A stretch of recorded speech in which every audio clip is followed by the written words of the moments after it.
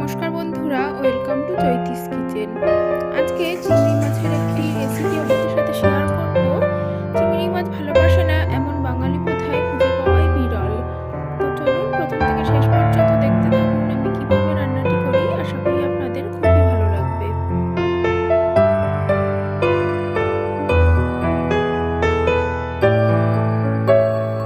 রান্না করার জন্য এখানে 500 গ্রাম গলদা চিংড়ি নিয়ে নিয়েছি আর চিংড়ি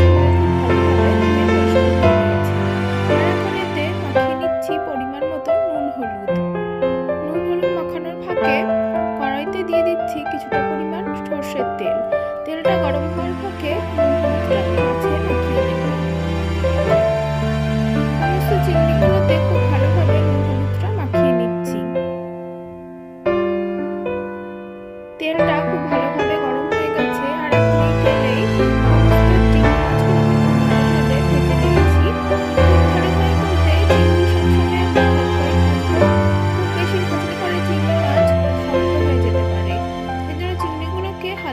ভেজে নিচ্ছি।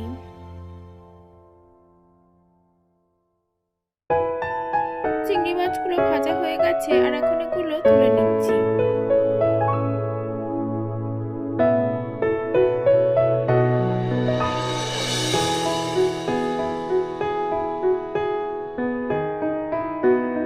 সমস্ত চিংড়িগুলো তুলে নেবার পর কড়াইতে যে তেল রয়েছে সেই তেলে ফোড়ন দিয়ে দিয়েছি গোটা গরম মশলা আর গোটা জিরে। আর এখন দিয়ে দিচ্ছি মিক্সিতে বেটে নেওয়া পেঁয়াজ, রসুন, আদা, টমেটোর পেস্ট। দিয়ে দিলাম পরিমাণ মতন হলুদ, দিয়ে দিচ্ছি কাশ্মীরি লঙ্কার গুঁড়ো। আপনারা চাইলে এখানে এমনি লাল লঙ্কাও দিতে পারেন। আর দিয়ে দিচ্ছি চিনি আর পরিমাণ মতন টক দই। মিক্সির বাটি ধোয়া জলটা দিয়ে দিয়ে তারপর সমস্ত মশলাটা কিছুক্ষণ একটু ভালোভাবে কষিয়ে নেব।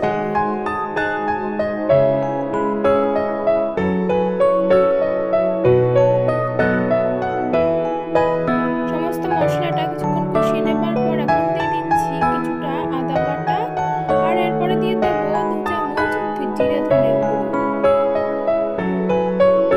সমস্ত মশলাটা খুব ভালোভাবে কষিয়ে নেব যতক্ষণ না থেকে তেল ছেড়ে আসে। মশলাটা কষাতে কষাতে অল্প একটু লবণ অ্যাড করছি। এবার সমস্ত মশলার সাথে লবণটা মিশিয়ে নিয়ে তারপরে দিয়ে দিচ্ছি কিছুটা পরিমাণ নারকেলের দুধ। আমরা এখানে বাইরের দোকানে যে নারকেলের দুধ বিক্রি হয় সেরকম একটা কিনে এনেছিলাম। আপনারা চাইলে নারকেল চিটো বের করে নিতে পারেন, সেক্ষেত্রে রান্না আরও ভালো হবে।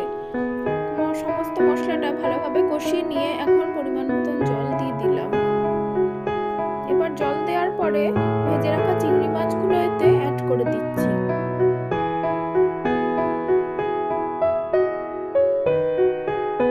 ভেজে রাখা চিংড়ি মাছগুলো দিয়ে দেওয়ার পর আরও কিছুটা পরিমাণ নারকেলের দুধ অ্যাড করে দিচ্ছি। এবার সমস্তটা খুব ভালোভাবে মিশিয়ে নিচ্ছি। গ্যাসের আঁচটা মিডিয়ামে রেখে কিছুক্ষণের জন্য একটু ফুটতে দেব।